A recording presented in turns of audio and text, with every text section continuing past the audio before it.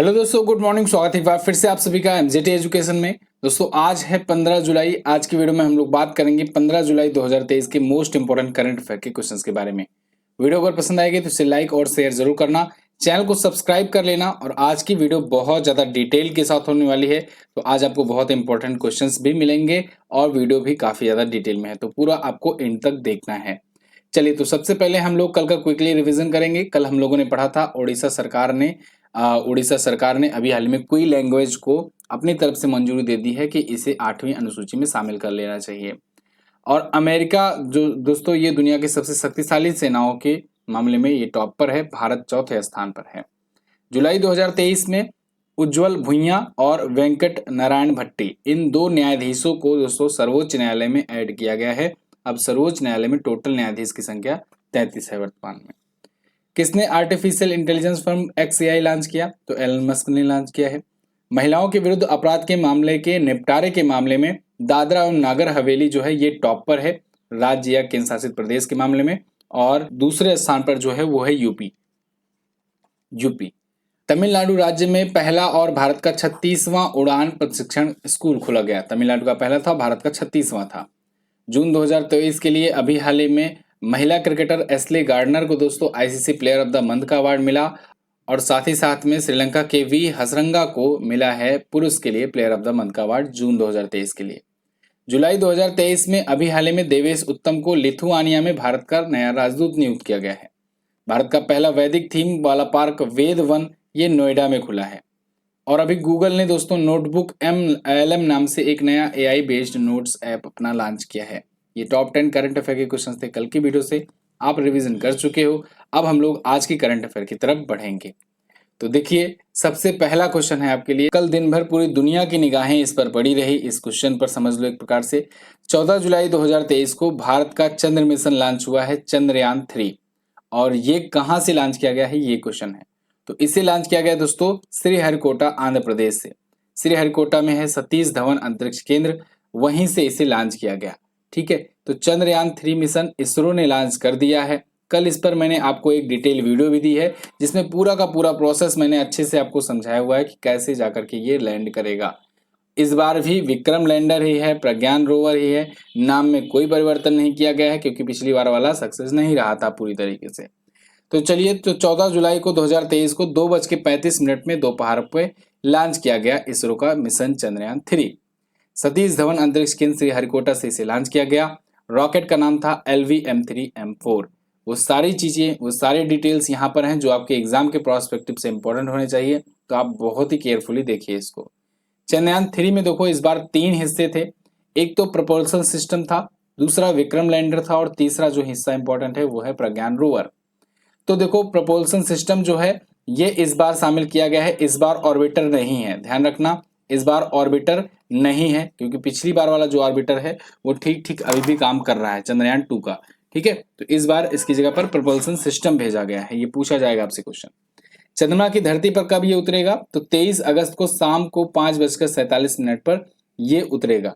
ठीक है, चंद्रमा की धरती पर।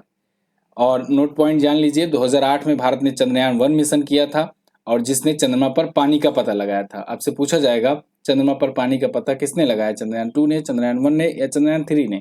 तो आप बताओगे चंद्रयान 1 ने। चंद्रयान 2 मिशन 22 जुलाई 2019 को लॉन्च किया गया था, और इसके लिए रॉकेट हम लोगों ने यूज किया था GSLV MK3। क्लियर है? इतनी डिटेल कम से कम आपको पता होना चाहिए, और ज्यादा से ज्यादा अगर डिटेल चाहिए तो कल वाली जो ये वीडियो आई हुई है इसको जरूर देखिएगा, मैं आपको रिकमेंड कर रहा हूं। चलिए आगे बढ़ते हैं। विश्व युवा कौशल दिवस कब मनाया गया? तो दोस्तों प्रत्येक वर्ष 15 जुलाई को मनाया जाता है विश्व युवा कौशल दिवस, वर्ल्ड यूथ स्किल डे। तो यूथ में स्किल को बढ़ावा देने के लिए, जिससे वो रोजगार पा सके, काम कर सके, उद्यमिता कर सके, तो इसके लिए ये दिवस मनाया जाता है वर्ल्ड वाइड। ठीक है, 15 जुलाई को। इस बार थीम रखी गई है skilling teachers, trainers and youth for a transformative future. Sri Lanka की पहल पर दोस्तों ये दिवस की शुरुआत हुई। 11 नवंबर सन 2014 को विश्व युवा कौशल दिवस मनाने की घोषणा हुई UNGA के द्वारा, और उसके बाद से 2015 में पहली बार ये मनाया गया।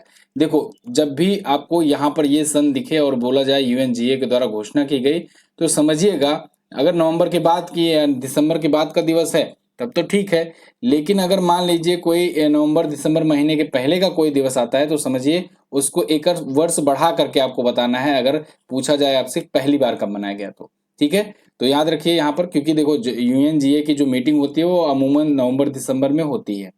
तो नवंबर दिसंबर में ही घोषणाएं की जाती है कि कौन सा दिवस कब मनाया जाएगा, क्योंकि उसको देश जो है वो रिकमेंड करते हैं अपने अपनी तरफ से। तो यहाँ 2014 में जब ये घोषणा किया गया तो पहली बार कब मनाया जाएगा, 15 में। 2015 में क्यों, क्योंकि जुलाई जो है ये नवंबर के पहले आता है। अब यही कोई दिवस अगर दिसंबर का होता तो फिर ये घोषणा किए हैं तो फिर उसी साल मना लिया जाता है ना। लेकिन ये 2015 से शुरुआत हुई। तो कई बार क्वेश्चन ऐसे पूछता है कि यूएनजीए के द्वारा कब शुरू करने की घोषणा की गई, कई बार ऐसे क्वेश्चन पूछता है कि पहली बार कब मनाया गया। क्लियर। चलिए आगे अब हम लोग रिवीजन करते हैं जुलाई मंथ के अभी तक आए हुए महत्वपूर्ण दिवस की। तो देखिए 1 जुलाई को मनाया गया चिकित्सक दिवस, डॉक्टर बिधान चंद्र राय जी की जयंती और पुण्यतिथि दोनों होती है। 1 जुलाई को ही जीएसटी दिवस मनाते हैं। 1 जुलाई को ही राष्ट्रीय डाक कर्मचारी दिवस मनाते हैं। 1 जुलाई को ही इस बार सहकारिता दिवस मनाया गया। 3 जुलाई को अंतर्राष्ट्रीय प्लास्टिक बैग मुक्ति दिवस और 6 जुलाई को विश्व जूनोसिस दिवस मनाया गया। 11 जुलाई को विश्व जनसंख्या दिवस मनाया गया। 12 जुलाई को अंतर्राष्ट्रीय मलाला दिवस मनाया गया। देखो यहाँ पर थीम इस साइड लिखी हुई है, इसको आप वीडियो को पॉज करके रीड कर सकते हो या नोट डाउन कर सकते हो। 12 जुलाई को नाबार्ड स्थापना दिवस मनाया गया। इस बार 42वां स्थापना दिवस था इसका नाबार्ड का। और विश्व युवा कौशल दिवस 15 जुलाई को। आगे बढ़ते हैं। 22 से 24 जुलाई के बीच विश्व के सबसे बड़े अंतर्राष्ट्रीय मंदिर सम्मेलन और एक्सपो का आयोजन कहाँ किया जाएगा। तो 22 से 24 जुलाई तक यानी 22, 23 और 24 जुलाई 2023 को वाराणसी उत्तर प्रदेश में दोस्तों दुनिया के सबसे बड़े अंतर्राष्ट्रीय मंदिर सम्मेलन और एक्सपो का आयोजन किया जाएगा। यहाँ पर आर्टिकल देखिए, world's biggest international temple convention and expo to be held in Varanasi from July 2022-24। ठीक है, तो ये आयोजित किया जाएगा। रुद्राक्ष कन्वेंशन सेंटर जो बनाया गया है, यहीं पर सारी समिट होती है, आप जानते हो वाराणसी में बनाया गया है। बहुत ही जबरदस्त है ये रुद्राक्ष कन्वेंशन सेंटर। तो वाराणसी में जो भी समिट होगी वो यहीं पर होगी। जैसे दिल्ली में होता है तो वो प्रगति मैदान में होता है ना, वैसे ये वाराणसी में होता है तो यहाँ पर होता है। ठीक है, तो अंतर्राष्ट्रीय मंदिर सम्मेलन और एक्सपो जो होगा ये 25 देशों के 450 से ज्यादा लोग जो इसमें हिस्सा लेंगे। अच्छा एक चीज और, अभी मैंने आपको कुछ दिन पहले बताया था कि विश्व हिंदू सम्मेलन बताया था आपको, हिंदू सम्मेलन ये तीसरा था, थर्ड विश्व हिंदू सम्मेलन था। कहाँ पर आयोजित किया गया, मतलब किया जाएगा थाईलैंड में। और इससे पहले मैंने आपको बताया था 12वां, उसी वीडियो में भी रिवीजन वैसे कराया था, 12वां विश्व हिंदी सम्मेलन बताया था आपको, विश्व हिंदी सम्मेलन बताया था। तो जो हिंदी के लिए 12वां विश्व हिंदी सम्मेलन किया गया वो कहाँ पर किया गया, वो किया गया दोस्तों कहाँ पर, नांडी फिजी में। कहाँ पर, फिजी में, फिजी के नांडी शहर में किया गया। ये दोनों पॉइंट आप ध्यान रखेंगे। और यहाँ पर देखो सबसे बड़ा अंतर्राष्ट्रीय मंदिर सम्मेलन। ठीक है, आरएसएस के प्रमुख मोहन भागवत जो है इसका शुभारंभ करेंगे। अगला, पीएम नरेंद्र मोदी को किस देश के सर्वोच्च सम्मान grand cross of the legion of honour से सम्मानित किया गया। Very very most important question. प्रधानमंत्री नरेंद्र मोदी जी दोस्तों ये फ्रांस के दौरे पर हैं और फ्रांस के सर्वोच्च सम्मान grand cross of the legion of the honour से इन्हें सम्मानित किया गया है। देखिए फ्रांस में भी कई प्रकार के नागरिक सम्मान होते हैं, या कहें कि जो बड़े वाले पुरस्कार होते हैं वो होते हैं, लेकिन उन सब में जो सबसे बड़ा होता है वो होता है ग्रैंड क्रॉस। आप ऐसा समझिए जैसे भारत में नागरिक सम्मान दिए जाते हैं ना, भारत रत्न दिया जाता है, पद्म पुरस्कार दिए जाते हैं जिसमें से पद्म विभूषण होता है, पद्म भूषण होता है और पद्मश्री होता है, लेकिन सबसे बड़ा भारत रत्न होता है। वैसे ही समझिए ये फ्रांस का भारत रत्न है जो कि अभी तक गिने चुने भारतीयों को ही दिया जा चुका है। मतलब कि अभी तक केवल 3 भारतीयों को दिया गया है, जिनमें से 1948 के बाद तो समझो केवल और केवल इकलौते ऐसे भारतीय व्यक्ति हैं नरेंद्र मोदी जी जिन्हें यह अवार्ड मिला है। ठीक है, इनसे पहले 2 राजाओं को मिला था। तो फिलहाल पीएम मोदी को ये grand cross of the legion of the honour से सम्मानित किया है फ्रांस ने। फ्रांस के राष्ट्रपति इमैनुअल मैक्रोन ने इन्हें ये सम्मान दिया है। इससे पहले की वीडियोज में मैंने आपको बताया कि बास्टिल डे परेड फ्रांस में हो रही है और वहां पर पीएम मोदी जी पहुंचे हैं एज ए चीफ गेस्ट। इनको इनवाइट किया गया था बास्टिल डे परेड में। बास्टिल डे परेड जो है दोस्तों समझ लो जैसे अपने यहाँ 26 जनवरी को हम लोग गणतंत्र दिवस मनाते हैं ना, वैसे वहाँ का राष्ट्रीय दिवस है और ये फ्रांसीसी क्रांति के याद में ये लोग मनाते हैं।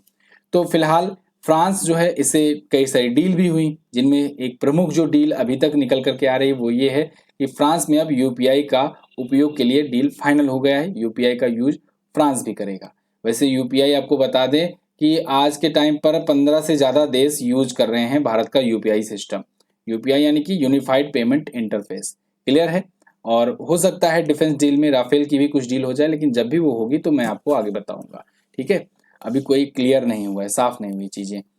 अगला, इकोनॉमिस्ट इंटेलिजेंस यूनिट ईआईयू द्वारा किस शहर को दुनिया के सबसे कम योग्य शहरों में शीर्ष पर बताया गया है? तो अभी हाल ही में दोस्तों सीरिया का दमिश्क शहर जो है ये ईआईयू के द्वारा दुनिया का सबसे कम रहने योग्य शहर की लिस्ट में टॉप पर बताया गया है। ईआईयू यानी इकोनॉमिक इंटेलिजेंस यूनिट, इसके द्वारा अभी ग्लोबल लिवेबिलिटी इंडेक्स जारी किया गया और इसमें बताया गया कहां पर किस प्रकार से लोग रहने योग्य शहर हैं। तो अब देखो इसमें कराची पाकिस्तान जो है ये भी टॉप 5 सबसे खराब शहरों में शामिल है। पाकिस्तान का शहर है। अल्जीरिया, ये लीबिया का त्रिपोली, अल्जीरियर्स, ये सभी इसमें शामिल है सबसे खराब वाले में। ठीक है, और जो ऑस्ट्रिया की वियना सिटी है ना, ये अभी भी टॉप पर बनी हुई है। पिछले 5 वर्षों में 4 बार से ये टॉप है वियना। ठीक है, वियना कहाँ पर पड़ती है? ये ऑस्ट्रिया में पड़ती है, इसे याद रखिएगा। और देखो 10 of the least liveable cities, मतलब कि जो सबसे खराब लिवेबल सिटी हैं उनमें दमस्कस है, त्रिपोली है, अल्जीरियर्स है, लागोस, और देखो ये रहा कराची। कराची भी है यहाँ पर, ढाका भी है, ढाका बांग्लादेश की राजधानी है। ठीक है, तो यहाँ पर है और वही सारी डिटेल मैंने यहाँ पर लिख रखी है, तो आप देख सकते हो। क्लियर? तो ग्लोबल लिवेबिलिटी इंडेक्स किसने जारी किया? ईआईयू ने। हाल ही में विमोचित पुस्तक prism the essential abode of the rainbow, इसके लेखक कौन है? तो ये पुस्तक दोस्तों लिखा है विनोद मंकारा ने। विनोद मंकारा ये नेशनल अवार्ड विनर, बहुत ही जाने माने ये लेखक हैं, फिल्म राइटर भी हैं। ठीक है, तो इन्होंने ये पुस्तक लिखी हुई है। और इंटरेस्टिंग बात ये है, ये पुस्तक लॉन्च कहाँ पर की गई? जहां पर चंद्रयान 3 मिशन लॉन्च किया जाना था ना, उसके लॉन्च पैड पर इसको लॉन्च किया गया। मतलब बिल्कुल यूनिक टाइप से ये बुक रिलीज किया गया है। इसरो का मिशन चंद्रयान कल लॉन्च ही हुआ, तो उसी के लॉन्च पैड पर जाकर के इन लोगों ने बुक का विमोचन किया है। ठीक है, ये देखिए बुक है ये, और इसका विमोचन किया गया है। और इसमें जो इसरो के अध्यक्ष हैं एस सोमनाथ जी, ये भी शामिल थे। और विक्रम साराभाई अंतरिक्ष केंद्र के जो निदेशक हैं एस उन्नी कृष्णन नायर, ये भी शामिल थे। तो ये लोग जो है विमोचन किए पुस्तक। लिखा किसने है? विनोद मंकारा ने। क्लियर है? तो आंध्र प्रदेश के श्रीहरिकोटा में सतीश धवन अंतरिक्ष केंद्र में रॉकेट के लॉन्च पैड पर इसे विमोचित किया गया। अब पिछले दिनों में कुछ चर्चे में रही जो पुस्तकें, उनको देख लेते हैं। जैसे colours of devotion, Anita Bharat Shah ने लिखा है। माया मोदी आजाद, ये सुधा पाई की पुस्तक है और सज्जन कुमार ने लिखा है। द योगा सूत्र फॉर चिल्ड्रंस, रूपा पाई की पुस्तक है।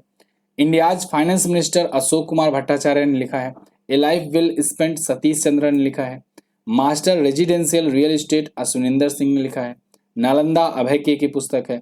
अजय टू योगी आदित्यनाथ, शांतनु गुप्ता की पुस्तक है। The power of one thought, BK Shivani की है। और रिंग साइड है डॉक्टर विजय दर्डा की। वैसे पिछले दिनों में, मतलब कि 2023 में अभी तक जितनी भी पुस्तकें आई है, इस पर मैंने आपको एक वीडियो दी है और ये वीडियो आपको मिल जाएगी मिशन सीजीएल वाली प्लेलिस्ट में।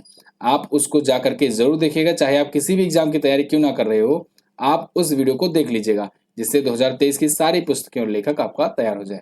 वैसे मिशन सीजीएल के प्लेलिस्ट में आपको दोस्तों बहुत सारी वीडियोस दिखे हैं। अच्छा, एक बात और याद आ गया मिशन सीजीएल से, कल सीजीएल का एग्जाम था और सीजीएल के एग्जाम में मैं आपको अगर लेवल की बात बताऊं तो समझ लो ये इजी टू मॉडरेट या कहें मॉडरेट से भी नीचे ही था, मतलब इजी के आसपास में ही कहीं पर था। काफी इजी क्वेश्चन आया था, बहुत ज्यादा टफ नहीं आया था, सारे क्वेश्चन आए थे जो आपको पढ़ाए गए थे, है ना। और मतलब अगर ये कोई ठीक ठाक स्टूडेंट होगा जो रेगुलर कहीं से भी पढ़ रहा होगा, चाहे वो कहीं से भी पढ़ रहा होगा, वो सारे क्वेश्चन कर लेगा आराम से। मैं ये नहीं कह रहा हूँ कि सारे क्वेश्चन मेरे ही आए हैं, ठीक है, मेरे तो सारे क्वेश्चन आए ही आए हैं। कोई भी अगर कहीं से भी पढ़ रहा होगा तो वो सारे क्वेश्चन कर लेगा। क्योंकि सोचो आपसे पूछा गया है कि नागरिकता किस अनुच्छेद में है, आपसे पूछा गया है कि संविधान के जनक कौन से हैं, ठीक है, तो आपसे पूछा गया है विटामिन डी के बारे में, तो ये कौन नहीं कर लेगा आज के टाइम पर। ठीक है, तो बहुत ईजी क्वेश्चन आए थे, कोई वैसा टफ वाला क्वेश्चन नहीं था सीजीएल के एग्जाम में, तो जैसा एक्सपेक्ट किया जाता है। मतलब यहाँ पर क्या होता है, एसएससी एमटीएस का टफ करा ले रहा है आजकल एग्जाम और सीजीएल का इजी दे रहा है क्वेश्चन।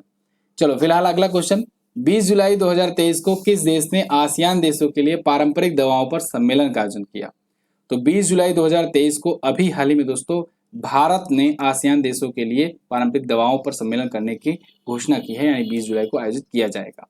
ठीक है, अब वैसे एक चीज और बता दूं, अगर आपको डिटेल में एनालिसिस देखना है कि कल का क्या क्या पूछा गया, तो आपको कल रात में एक एनालिसिस की वीडियो दी गई है, उसको जरूर देख लेना। उससे आपको आइडिया लग जाएगा अगर आने वाले शिफ्ट में आपका एग्जाम है तो कहाँ कहाँ से किस किस सेक्टर से छुआ जा रहा है क्वेश्चन, उसको पता लग जाएगा। यहाँ पर हम लोग बात करते हैं India to host ASEAN countries conference on traditional medicine on 20 July 2022। तो ये 2023 सॉरी, तो ये नई दिल्ली में आयोजित किया जाएगा। क्लियर है। आसियान देशों का ये सम्मेलन है, लेकिन आप कहोगे भारत तो आसियान का सदस्य है नहीं। बिल्कुल नहीं है, भारत आसियान का मेंबर नहीं है, लेकिन भारत आसियान का रीजनल फोरम का सदस्य है। ठीक है, एक प्रकार से आसपास के देश में समझ लो आप। तो आसियान जो है 10 एशियाई देशों का एक संगठन है, जिसका फुल फॉर्म होता है association of south eastern nation. ठीक है, तो ये दक्षिण पूर्वी देशों का संगठन है। आयुष मंत्रालय और विदेश मंत्रालय के द्वारा अभी दवाओं पर, पारंपरिक दवाओं पर एक सम्मेलन आयोजित किया जा रहा है। वैसे आसियान का सम्मेलन जो हुआ था, अभी 42वां संस्करण था, वो इंडोनेशिया में हुआ था और इससे क्वेश्चन भी पूछा गया। अभी यूपी SSC के वीडियो एग्जाम में पूछा गया था, हो सकता है सीजीएल में भी पूछा जाए। ये सम्मेलन हुआ था दोस्तों 10 मई से और 11 मई के बीच में, यानी 10 और 11 मई को हुआ था जकार्ता इंडोनेशिया में। वेरी मोस्ट इंपॉर्टेंट पूछा जाएगा। इस बार की थीम देखो, ये वीडियो एग्जाम में पूछा गया था थीम, वीडियो एग्जाम में थीम पूछा गया था ASEAN affairs epicentre of growth. याद रखना, थीम इंपॉर्टेंट है, epicentre of growth. ASEAN की full form association of south east Asian nation. 10 सदस्य देश हैं। कौन कौन से? Brunei, Cambodia, Thailand, Myanmar, Indonesia, Malaysia, Laos, Philippines, Vietnam और सिंगापुर। भारत इसका सदस्य देश नहीं है।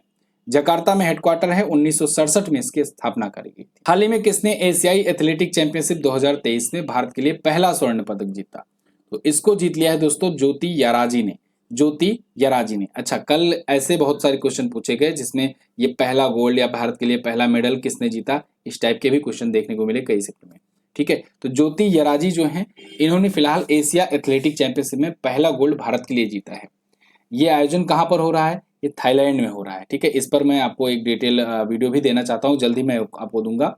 25वां आसियान एथलेटिक चैंपियनशिप ये हो रहा है बैंकॉक में, थाईलैंड में, और इसमें लॉर्ड हनुमान को जो है मस्कट चुना गया है। ठीक है ना, मस्कट चुना गया है, ये याद रखना, इंपॉर्टेंट है, आपसे पूछा जाएगा। ठीक है, और मैं जब इस पर वीडियो दूंगा तो उसमें आपको डिटेल में बताऊंगा ही। वैसे यहाँ पर लिख देना चाहिए था, चलिए कोई बात नहीं। और याद रखिएगा, लॉर्ड हनुमान जो है ये यहाँ पर मस्कट के रूप में चुने गए हैं। बैंकॉक थाईलैंड में हो रहा है। अभी लंबा चलेगा ही, तो आगे आने वाले दिनों में बता ही दूंगा आपको। फिलहाल ये 13 सेकंड से कम समय में 100 मीटर बाधा दौड़ प्रतियोगिता में गोल्ड जीती हैं। ऐसा करने वाली ये भारत में पहली महिला बन गई, ज्योति याराजी। अगला, केंद्र सरकार ने समाज में वंचित समूहों को सशक्त बनाने के लिए कौन सी योजना शुरू की? तो केंद्र सरकार ने अभी हाल ही में अव्यय योजना शुरू की है। कौन सी? अव्यय योजना शुरू की है। ध्यान रखना, नाम बहुत इंपॉर्टेंट है और नाम का फुल फॉर्म पूछा जाएगा आपसे। कल भी एक योजना का फुल फॉर्म पूछा गया था, मुद्रा योजना। मुद्रा योजना का फुल फॉर्म कल पूछा गया था। ठीक है, तो ये अव्यय होगा। अव्यय मतलब होता है दोस्तों अटल वयो अभ्युदय योजना। क्या? अटल वयो अभ्युदय योजना, ये होगा फुल फॉर्म इसका। और इसी हम लोग क्या कहेंगे? ए ले लो, वी ले लो, ए ले लो और वाई ले लो, यानी कि अव्यय। ठीक है ना, तो यहाँ पर देखो आर्टिकल में भी साफ साफ लिखा है अटल वयो अभ्युदय योजना, अव्यय। ठीक है, तो ये सीनियर सिटीजन के लिए है और लॉन्च किसके द्वारा की गई है? केंद्र सरकार के द्वारा। ठीक है, तो भारत में वरिष्ठ नागरिकों को सशक्त बनाने के उद्देश्य से ये एक व्यापक पहल शुरू की गई है अव्यय योजना के तहत। क्लियर? तो वरिष्ठ नागरिकों के लिए जो राष्ट्रीय कार्य योजना थी इससे पहले, यानी कि NAPSRC जो है, इसको भी इसी में शामिल कर लिया गया है, सामाजिक न्याय और अधिकारिता विभाग के द्वारा। आगे बढ़ते हैं। किस राज्य सरकार ने मानव हाथी संघर्ष को कम करने के लिए गजा कोथा अभियान शुरू किया? तो गजा कोथा अभियान शुरू किया है दोस्तों असम ने। असम में ना एक्चुअल में मानव हाथी संघर्ष के मामले बढ़ रहे हैं। मानव हाथी संघर्ष क्या है? मतलब ये कि देखो, आप हाथी के सामने ना पड़ो, हाथी आपके सामने ना पड़े, दोनों ही मामलों में खतरा होता है। ठीक है, हाथी आपके सामने आ गया तो आपको खतरा है, आप जब हाथी को जाते हो मारने तो हाथी को खतरा होता है। ठीक है, शिकारी लोग जब जाते हैं तो ऐसे में मानव हाथी संघर्ष को कम करने के लिए, जिसे हम लोग कहते हैं ह्यूमन एलिफेंट कॉन्फ्लिक्ट, HEC, तो HEC को कम करने के लिए असम ने अभी हाल में गजा कोथा कैंपेन शुरू किया है। एक प्रकार सा एक अवेयरनेस प्रोग्राम है ये, कि अवेयरनेस भी फैलाई जाएगी लोगों के बीच में कि देखो इनका रहना भी जरूरी है, हाथियों का। ठीक है, क्योंकि पर्यावरण का संतुलन बनाए रखने के लिए हर जीव जरूरी है। साथ ही साथ लोगों को ये अवेयर करना कि ये इनका एरिया है, यहाँ पर दिखाई मत पड़ो वरना दिक्कत हो सकती है। 24 गजा कुथा अभियान के माध्यम से पूर्वी असम में 1200 से ज्यादा ह्यूमन एलिफेंट कॉन्फ्लिक्ट जो है ये प्रभावितों तक, लोगों तक पहुंचा जा चुका है, मतलब अवेयरनेस फैलाई जा चुकी है। ठीक है, चलिए, तो ये टॉप 10 करंट अफेयर के क्वेश्चन थे। देखो दोस्तों, मैं आपसे एक बात बताना चाहूंगा, अगर आप रेगुलर हो तो आप जान लो इंडिया के किसी भी एग्जाम की क्यों ना तैयारी कर रहे हो, करंट अफेयर में आपका क्वेश्चन गलत नहीं हो सकता। बस आपको रेगुलरिटी बनानी होगी, आपको डेली का डेली ये 20 मिनट आपको इन्वेस्ट करना होगा। आप आदत बना लो, जैसे न्यूज़पेपर पढ़ने की लोगों की आदत होती है ना, वैसे ही आप आदत बना लो डेली करंट अफेयर देखने की। अगर आप डेली करंट अफेयर देखोगे तो ना सिर्फ आपका करंट अफेयर बल्कि आपका जीके जीएस स्टैटिक भी बहुत सारा पोर्शन आपका कवर हो जाएगा। ठीक है, तो आप जो है डेली देखा करो वीडियो, और पसंद आए तो लाइक शेयर भी किया करो। फिलहाल यहाँ असम के बारे में अगर बात करें तो 7 प्रकार के यहाँ पर नेशनल पार्क, 7 नेशनल पार्क हैं। प्रकार मतलब क्या, 7 नेशनल पार्क हैं, रायमोना, काजीरंगा, मानस, नामेरी, औरंग, डिब्रूगढ़, सैखोवा, देहिंग पटकाई। गुलाब चंद कटारिया जी, इनका नाम याद रखिएगा, ये नए गवर्नर बने हैं। हेमंत बिस्वा शर्मा बीजेपी पार्टी से यहाँ के सीएम हैं। असम यहाँ पर पूर्वोत्तर में सभी राज्यों से अपना बॉर्डर शेयर करता है। दिसपुर इसकी कैपिटल है। इसके अलावा डिगबोई झील याद रखिएगा, दिमोर, सोनबेल, देहिंग लेक, ये सभी प्रमुख लेक हैं। बिहू नृत्य, भोजताल, खम्बालिम, इसके अलावा सत्रिया, सात्रिया, सात्रिया ये भी मनाया जाता है यहाँ पर, याद रखना। ठीक है, और क्या, 33 जिले हैं, 126 विधानसभा सीटें हैं, 14 लोकसभा सीटें, राज्यसभा में 7 सीटें हैं। एक सींग वाला गैंडा जो कि दोस्तों ये पाया जाता है काजीरंगा नेशनल पार्क में। काजीरंगा नेशनल पार्क जो है इसी के लिए फेमस है। साथ ही साथ सैटेलाइट फोन यूज करने वाला भी पहला नेशनल पार्क है। तो वहां पर एक सींग वाला गैंडा बहुत पाया जाता है और एक सींग वाला गैंडा ही इसका राजकीय पशु है। क्लियर, अगला बढ़ते हैं। अच्छा, अब हम लोग अगले सेगमेंट पर चलेंगे, लेकिन उससे पहले आपको बता दें जनवरी से जून तक की जो ई बुक आई हुई है, अगर आप इसको नहीं लिए हो तो इसको ले लो जरूर, क्योंकि जनवरी से जून तक का सारा compilation chapter wise detail explanation के साथ है। राज्यवार होती है हमारी ई बुक, साथ ही साथ देश के जो अंतर्राष्ट्रीय घटनाएं हैं वो देशवार होती हैं। तो इससे पढ़ने में आपको बहुत ज़्यादा सहूलियत हो जाती है, और साथ ही साथ एंड में आपको प्रैक्टिस सेट भी दिया जाता है। हालांकि ये 6 मंथ की है तो कॉम्बो ई बुक में प्रैक्टिस सेट नहीं होता है, लेकिन मंथली ई बुक में आपको प्रैक्टिस सेट भी मिलता है। ठीक है, और ये थ्योरी वाली होती है। तो लेना चाहते हो अगर आप, तो लिंक डिस्क्रिप्शन में दिया गया है MGT ऐप पर, या फिर आपको व्हाट्सएप का भी नंबर मिल जाएगा, आप वहां से भी जाकर संपर्क करके ले सकते हो। ई बुक है ये, और 1000 वन लाइनर का तो आपको फ्री में दिया गया है। इसको आपको टेलीग्राम से डाउनलोड कर लेना है। टेलीग्राम पर जाओ, MJT एजुकेशन लिख करके सर्च करो और वहां से इसे बिल्कुल मुफ्त में डाउनलोड कर लो ढूंढ करके। चलिए अब शुरू करते हैं। आज 60वां दिन है और आज का रिवीजन शुरू करते हैं। हाल ही में राष्ट्रीय प्रौद्योगिकी दिवस 11 मई को मनाया गया, क्योंकि 11 मई को ही दोस्तों 1998 में हम लोगों ने मिशन शक्ति के तहत किया था पोखरण परीक्षण। शांति निकेतन टेंटेटिव को यूनेस्को की वर्ल्ड हेरिटेज लिस्ट में शामिल करने के लिए पश्चिम बंगाल के द्वारा प्रस्तावित किया गया है। ये क्वेश्चन पूछा जा चुका है, आगे भी पूछा जाएगा। ICC का नया ग्लोबल स्पॉन्सर किसे चुना गया, मास्टर कार्ड को चुना गया। पीबार्डी अवार्ड किसने जीता, राइटिंग विद फायर ने जीता है पीबार्डी अवार्ड।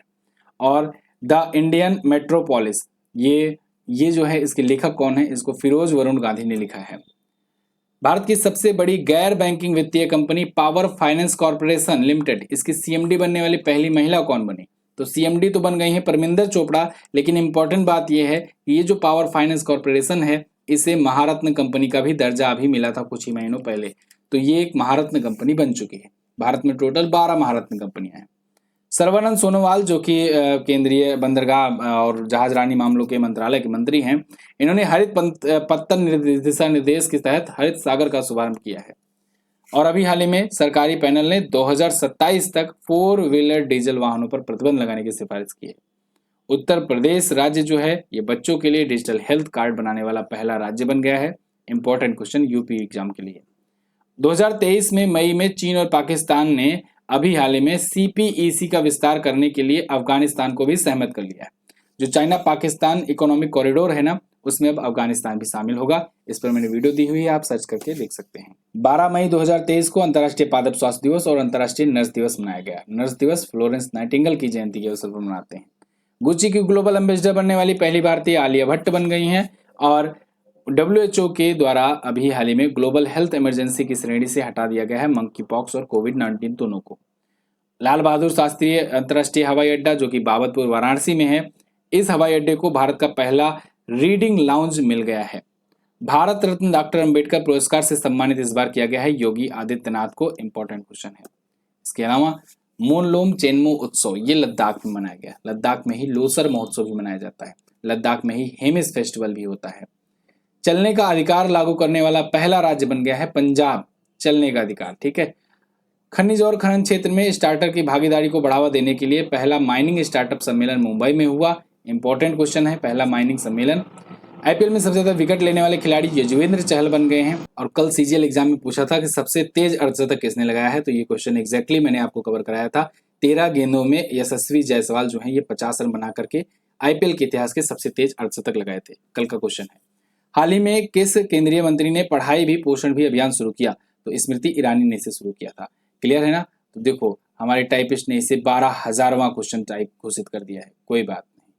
चलिए तो 1200 क्वेश्चन हो गए हैं फिलहाल। 60 दिनों में हम लोगों ने 1200 क्वेश्चन कवर कर लिए हैं, ठीक है। ऐसे ही आपका रिवीजन चलता रहेगा अगर आप ऐसे ही रेगुलर बने रहोगे तो। फिलहाल लास्ट डे के क्वेश्चंस की बात करते हैं। विश्व तीरंदाजी युवा चैंपियनशिप में दक्षिण कोरिया ने दोस्तों पहला स्थान हासिल किया था। भारत ने हालांकि 11 मेडल जीते थे, दक्षिण कोरिया ने 10 मेडल जीते थे, लेकिन दक्षिण कोरिया का 4 सिल्वर था, भारत का 6 गोल्ड के साथ केवल 1 सिल्वर था, इसलिए भारत जो है दूसरे स्थान पर रहा था। तो यहाँ पर सर्वाधिक मेडल तो नहीं रहेगा, लेकिन पहला स्थान जो है ये रहेगा दक्षिण कोरिया का। यूएसए की हैंसन रोबोटिक्स द्वारा बनाए गए दुनिया के पहले ह्यूमनॉइड रोबोट को सोफिया के नाम से जाना जाता है। आज आपको क्या बताना है, भारतीय संविधान की 8वीं अनुसूची में कुल कितनी भाषाओं को शामिल किया गया है। बहुत इजी क्वेश्चन है, इसके बारे में मैंने कल डिटेल में आपको बताया था कौन कौन सी भाषा कब कब जुड़ी, तो आप कोशिश कीजिएगा ये बता दीजिएगा कमेंट करके। ग्लोबल फायर पावर इंडेक्स द्वारा जारी रिपोर्ट के अनुसार दुनिया की सबसे कमजोर सैन्य बल वाला देश जो है वो कौन सा है इनमें से। दोनों क्वेश्चन के बारे में आपको जो भी पता हो डिटेल में जरूर आंसर करना। और आई होप आपको वीडियो पसंद आई होगी, इन्फॉर्मेटिव लगी है तो इसे लाइक कीजिए, शेयर कीजिए। मिलते हैं अगली वीडियो में, तब तक के लिए नमस्कार, जय हिंद, वंदे मातरम।